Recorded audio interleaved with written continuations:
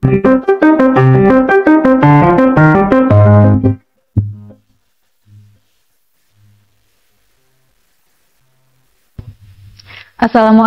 warahmatullahi wabarakatuh. Perkenalkan, saya Korea Ina Urfia, dosen Akademi Farmasi Indonesia Yogyakarta, bidang farmasi klinis dan komunitas. Video ini saya buat sebagai persyaratan dokumen pernyataan diri dosen dalam unjuk kerja Tridharma Perguruan Tinggi atau PDD UK TPT tahun 2024, bidang pengajaran.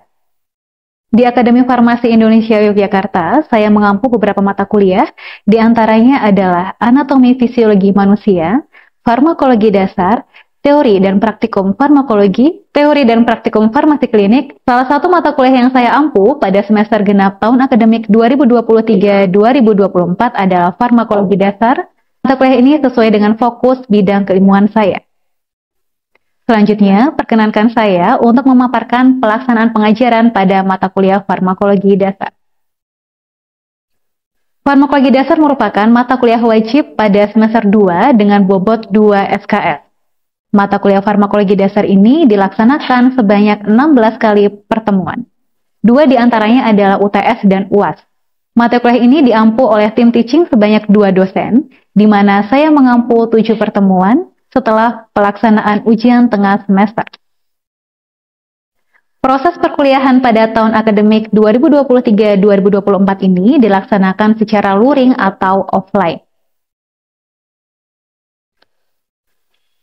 Mata kuliah Farmakologi Dasar ini mempelajari tentang konsep dasar farmakologi, rute obat, pengantar farmakokinetik, pengantar farmakodinamik, toksikologi, interaksi obat, enzim untuk pengobatan, vitamin dan mineral, obat hormon, meliputi obat diabetes mellitus, obat hipotiroid, obat hipertiroid, obat KB, serta kortikosteroid. Berikut adalah capaian pembelajaran mata kuliah. Diharapkan setelah pemberian mata kuliah Farmakologi Dasar ini, mahasiswa mampu menjelaskan konsep dasar farmakologi dan terapeutik dengan penekanan pada farmakodinamik, farmakokinetik, serta rute obat. Selain itu, diharapkan juga mahasiswa mampu menjelaskan toksikologi, interaksi obat, pengertian dan mekanisme kerja enzim untuk pengobatan, vitamin dan mineral, serta obat hormonal, yang meliputi obat diabetes mellitus, obat hipertiroid, obat hipotiroid, obat KB, serta kortikosteroid. Berikut adalah bahan kajian selama 16 kali pertemuan. Pertemuan pertama mempelajari terkait dengan konsep dasar farmakologi dan terapeutik. Pertemuan kedua terkait dengan rute pemberian obat. Pertemuan ketiga sampai dengan keenam terkait dengan farmakokinetika obat yang meliputi fase absorpsi, distribusi, metabolisme, serta ekskresi obat. Pertemuan ketujuh terkait dengan farmakodinamik obat. Pertemuan ke-8 adalah ujian tengah semester, pertemuan ke-9 adalah konsep toksikologi obat, pertemuan ke-10 adalah macam serta mekanisme interaksi obat, pertemuan ke-11 sampai dengan pertemuan ke-12 terkait dengan penggunaan enzim, vitamin, mineral dalam pengobatan, pertemuan ke-13 tentang obat diabetes mellitus, pertemuan ke-14 tentang obat hormonal KB serta gangguan tiroid, pertemuan ke-15 tentang obat kortikosteroid, dan pertemuan terakhir yaitu pertemuan ke-16 adalah ujian akhir semester. Teknik pengajaran yang saya terapkan menggunakan prinsip DIA, yaitu delivery atau penyampaian materi, interaction atau tanya jawab serta diskusi, dan assessment untuk mengukur dan menilai kemampuan mahasiswa. Pada pertemuan-pertemuan perkuliahan, saya akan memberikan penjelasan terkait dengan rencana pembelajaran semester serta pembuatan kontrak belajar untuk menyepakati aturan-aturan dalam proses pembelajaran serta penyepakatan komponen penilaian. Berikut adalah komponen penilaian mata kuliah Farmakologi Dasar. Komponen penilaian meliputi ujian tengah semester sebesar 30%, ujian akhir semester sebesar 30%, penugasan serta kuis sebesar 30%, kehadiran sebesar 5%, dan keaktifan sebesar 5%. Sebelum masuki materi baru, saya akan melakukan review ulang materi yang telah dibahas pada pertemuan sebelumnya. Dalam kegiatan perkuliahan, saya juga menggunakan metode diskusi dengan memberikan pertanyaan atau permasalahan dalam bentuk kasus yang perlu diselesaikan oleh mahasiswa. Metode diskusi ini melatih mahasiswa dalam pencarian literatur secara mandiri yang digunakan sebagai bahan diskusi serta dapat meningkatkan kemampuan mahasiswa dalam berkomunikasi. Saya memberikan penugasan dan kuis sebagai asesmen pada proses pembelajaran. Tugas yang telah dikerjakan dan dikumpulkan oleh mahasiswa nantinya akan dibahas pada pertemuan selanjutnya. Informasi penugasan serta pengumpulan tugas dan materi PowerPoint dapat mahasiswa akses melalui e-Kampus Akademi Farmasi Indonesia Yogyakarta. Berikut adalah video proses pembelajaran mata kuliah farmakologi dasar pertemuan kedua yang dilakukan secara luring. Nah, sekarang kita sudah terkait dengan teknologi. Nah, kita ke bahasan selanjutnya di teknologi obat. Kemarin coba kita review dulu ya beberapa materinya kemarin. Bisa coba tolong disebutkan ada beberapa macam istilah teknologi ya. Ada yang kita sebutkan. Akan Mas.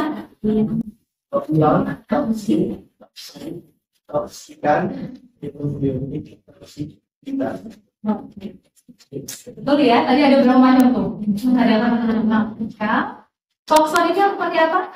Senyawa racun yang juga secara alami diproduksi oleh makhluk dan biasanya produksi apa? Ada jamur, ada tumbuhan. Nah, sekarang kita kalau sudah terjadi efek samping, apa yang bisa kita lakukan sebagai tenaga kesehatan? Yang pertama yang harus dicek dulu adalah tanda-tanda vital dulu. Kalau ini sudah oke, baru kita masuk ke terapinya. Terapinya dibagi menjadi dua, ada non spesifik dan ada yang spesifik. Spesifik berarti pemberian antibiotik atau anti. Kemudian ini adalah cara yang spesifik berarti pemberian antibiotik. Masing-masing toksin itu dia punya antibiotiknya sendiri. Jadi kalau pasiennya itu kena cyanida, ya berarti antibiotiknya sendiri adalah natrium.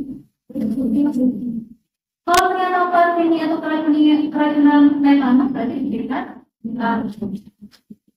Jadi ada agen spesifiknya masing-masing. Selanjutnya kita masuk ke materi kedua adalah interaksi molekuler.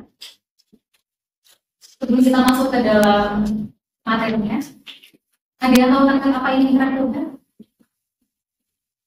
Atau mungkin pernah menjumpai kasus interaksi obat? Kira-kira obat itu bisa berinteraksi dengan apa saja?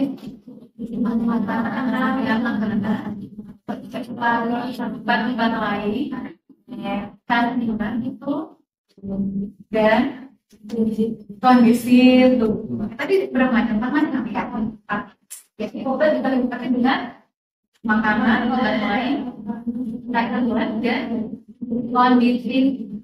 Kira-kira yang interaksi obat itu bahaya atau malah menguntungkan?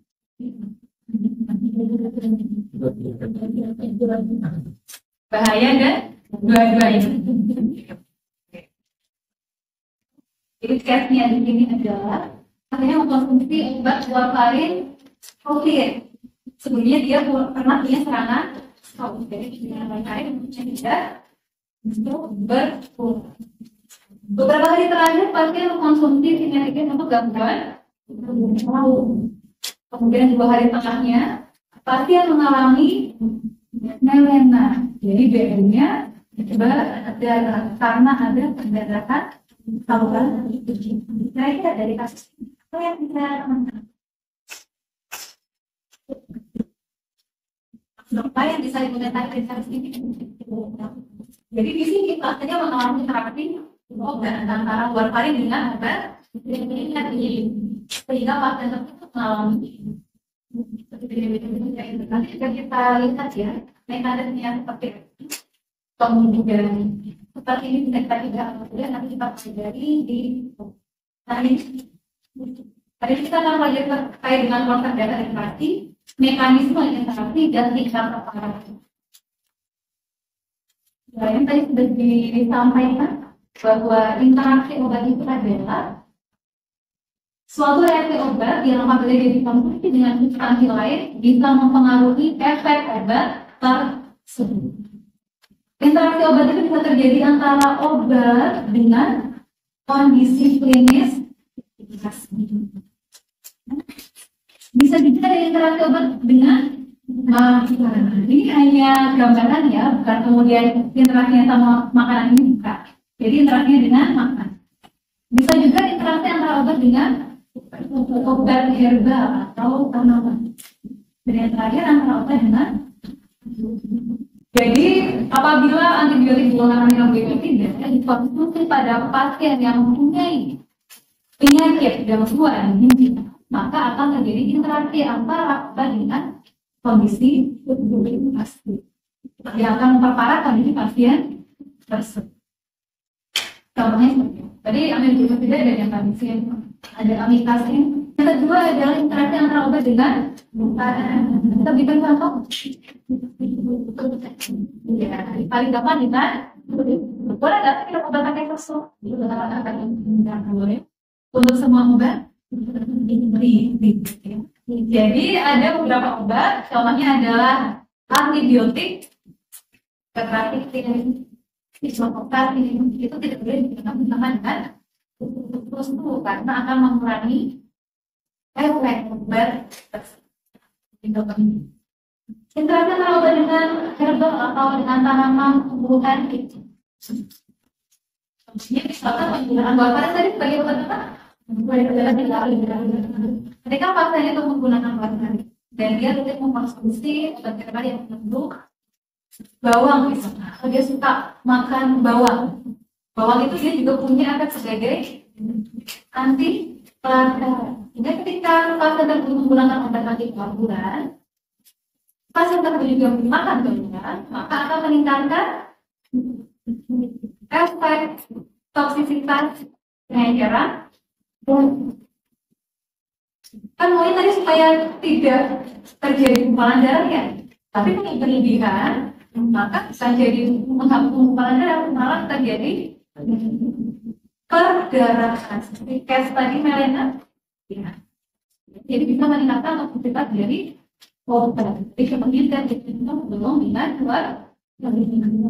Nah ini tadi betul ya kita teman-teman, jadi terapi obat itu tidak selamanya mengusung. Ada juga interaksi yang menguntungkan, bahkan kalau kita cari interaksi tersebut. Penting secara klinis satu apabila efeknya ini, yang kedua apabila interaksi yang terjadi pada obat golongan indeks terapi. Indeks terapi sempit seperti apa? Contohnya ini ya, masih ingat kelompok mereka yang saya tampilkan?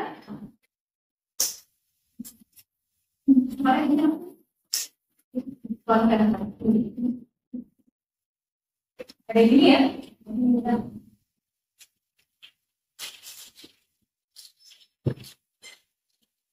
Ini yang namanya indeks terapi atau jendela terapi. Ketika obat dengan indeks terapi itu berarti trendnya ini hanya masuk.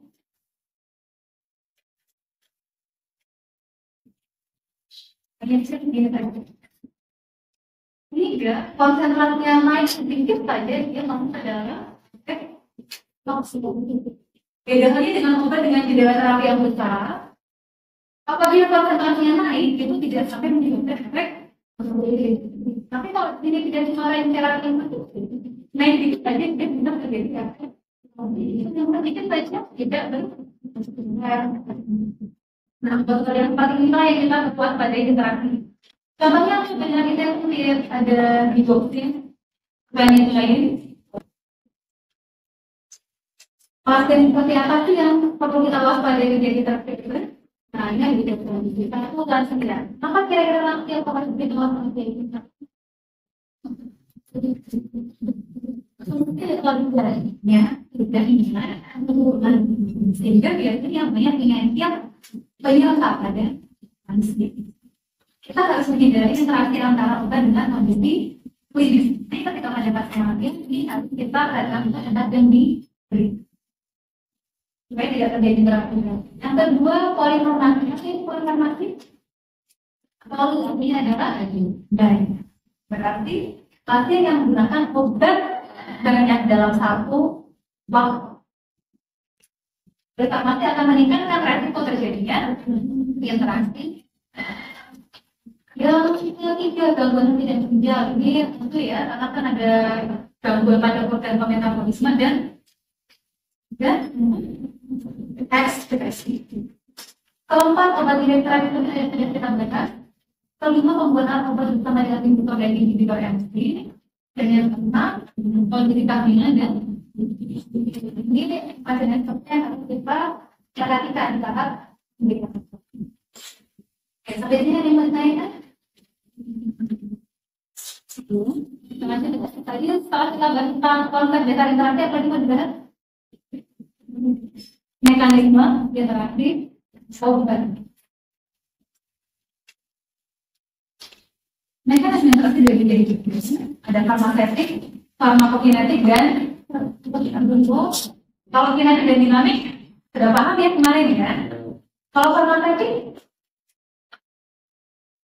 interaksi farmasetik nama lainnya adalah inkompatibilitas obat atau ketidakcampuran. Interaksi farmasetik ini terjadinya sebelum obat itu masuk ke dalam tubuh.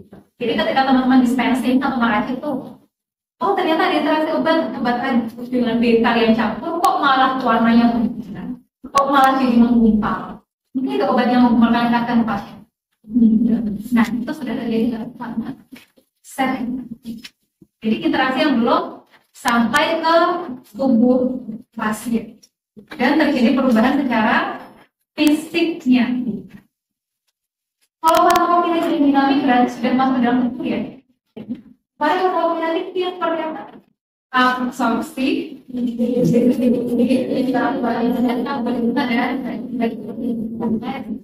nah itu jadi terakhir di satu tertentu. Kalau farmakodinamik, berarti saya tanya dengan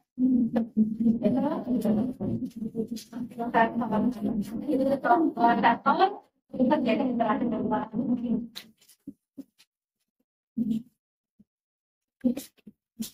Ini farmasetik. Tadi kalau farmasetik berarti terjadi sebelum masuk ke dalam tubuh pasien dan terjadi sebenarnya secara ini di bagian mana saya interaksi? Ya.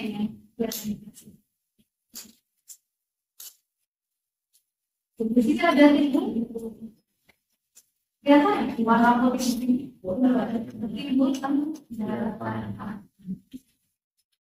kalau seperti ini mungkin dari infus ya, mungkin dari kata-kata ke pasien. Yang ini warnanya jadi ya seperti ini harusnya kalau sudah terjadi ini tidak boleh diberikan kepada. Sehingga lagi terapi farmakokinetik itu ada perubahan fisik. Satu bisa timbul presipitasi atau endapan atau terjadi perubahan warna. Yang farmasetik, next farmakokinetik. Tadi ada 4 fase ya. Absorpsi, pada masing-masing fase itu bisa terjadi kemungkinan interaksi. Kalau pada fase absorpsi, mekanismenya ini, kalau obat tersebut interaksi di fase absorpsi, maka bisa kita siasati dengan cara pemberian jeda 2-3 jam antara satu obat dengan obat sehingga harapannya obat yang pertama sudah masuk ke dalam darah terlebih dahulu, baru diberikan obat yang sehingga dia tidak akan bertemu di lambung atau di caranya seperti ini. Yang untuk absorpsi bisa dihindari dengan cara pemberian jeda waktu. Nah, tadi kalau terjadi interaksi obat di fase absorpsi ini ada kemungkinan 2 efek yang terjadi. Satu, bisa meningkatkan absorpsi obat atau bisa juga meningkatkan absorpsi yang bisa meningkat. Ketika absorpsi obat yang meningkat, apa efeknya kira-kira? absorpsi obatnya meningkat nih, berarti penyerapan obat meningkat. Berarti obat yang ada di dalam darah kadarnya meningkat atau turun?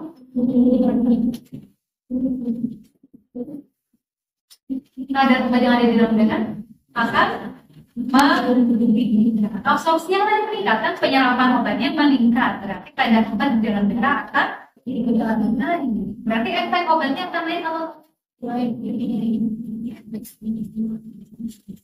ini juga berarti kalau absorpsinya dia terhambat, kadar obat di dalam darah akan turun, efeknya dia akan turun atau malah hilang. Ini contohnya, tadi kakaknya ada banyak ya. Contohnya saya berikan contoh 4 dan masih ini kan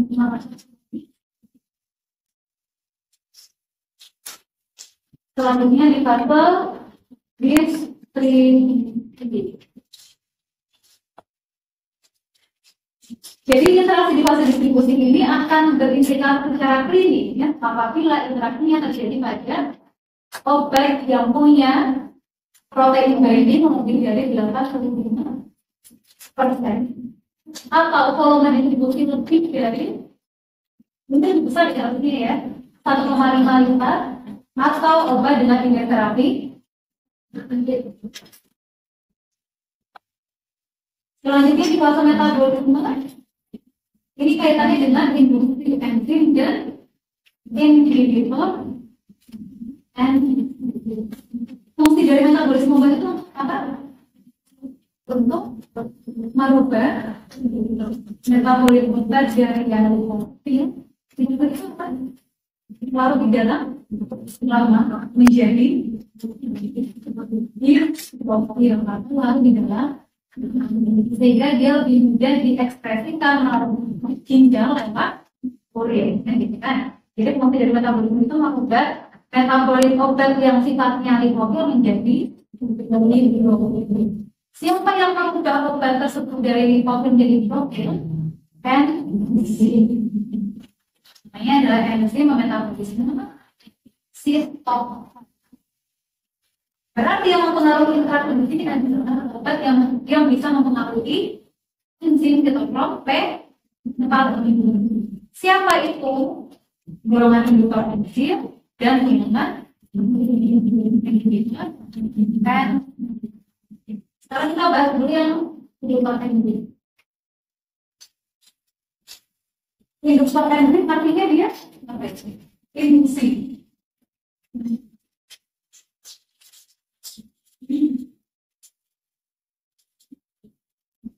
Menghambat atau mempercepat atau meningkatkan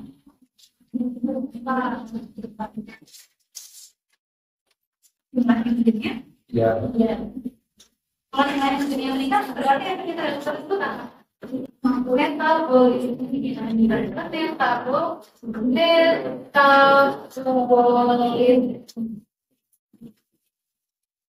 Jadi kalau induktor enzim, dia bisa meningkatkan metabolisme obat yang berinteraksi dengan enzim.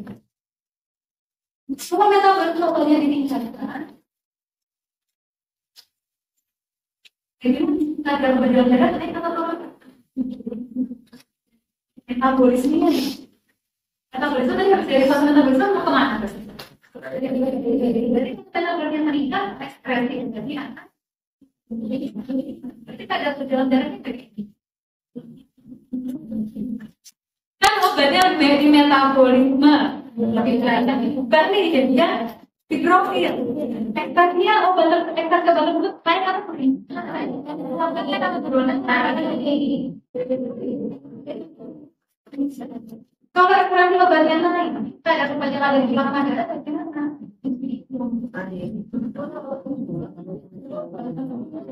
Yang dikeluarkan naik yang ada di darah gimana? Kalau kadar obatnya ada di darah turun, kadar obatnya pertanyaan nih, ada tanda tanya nih.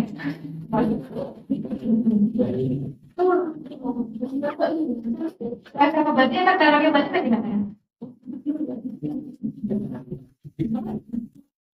Obat dalam plasma turun, berarti efek terapi obatnya akan ya ini istilah berarti efek obatnya akan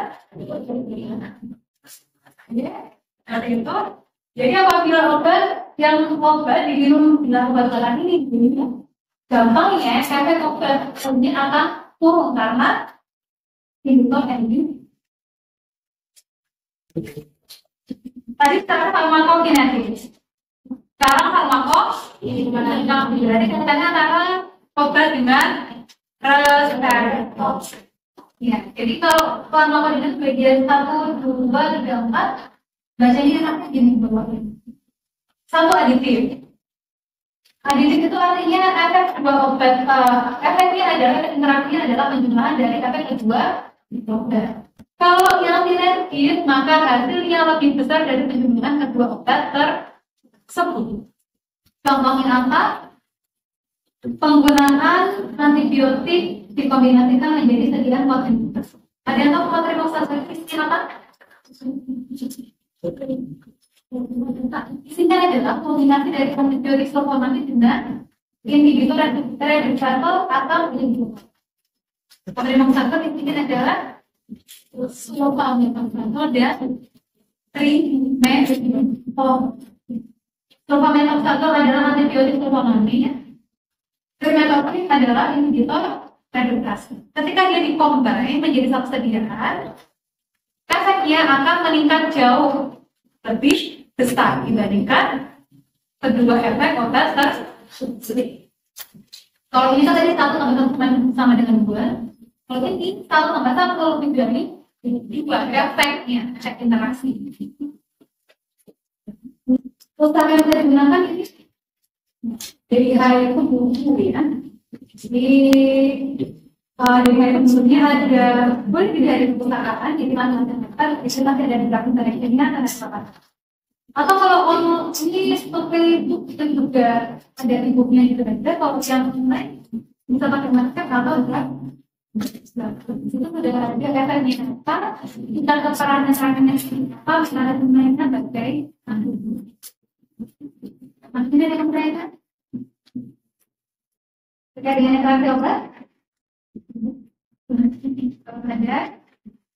Oke, sebelum kita tutup untuk materi hari ini, ada yang bisa menyimpulkan apa yang didapatkan dari materi hari ini?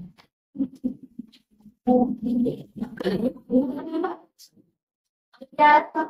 ya, kalau yang bisa bantu disimpulkan untuk pertemuan hari ini tadi apa saja kita? Jangan vaksin. Tanda-tanda kita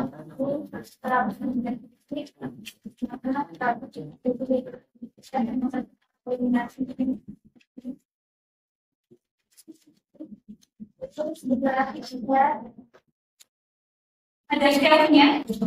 Nanti sekarang coba cari ya.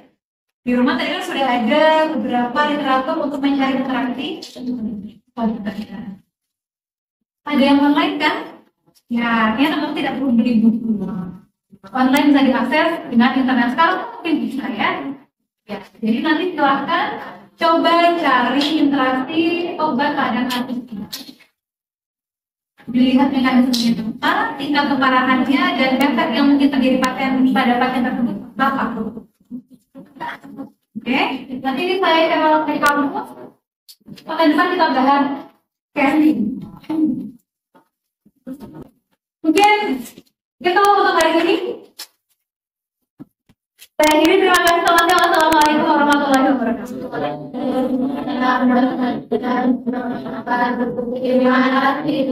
Pembelajaran mata kuliah farmakologi dasar pertemuan kedua yang dilakukan secara luring yang saya ampuh. Terima kasih atas perhatian yang telah diberikan. Saya akhiri. Wassalamualaikum warahmatullahi wabarakatuh.